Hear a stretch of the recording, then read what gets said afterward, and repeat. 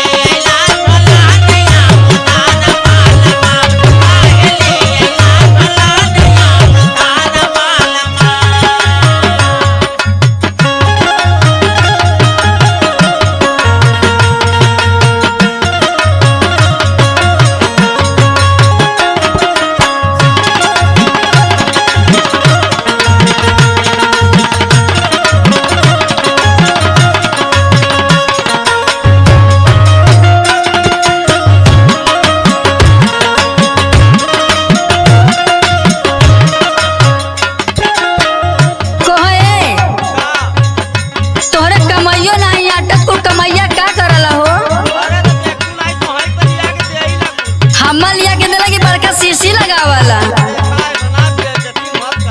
सुना केतनो कमाला नहीं आटेला कमाई हो आटेला कमाई।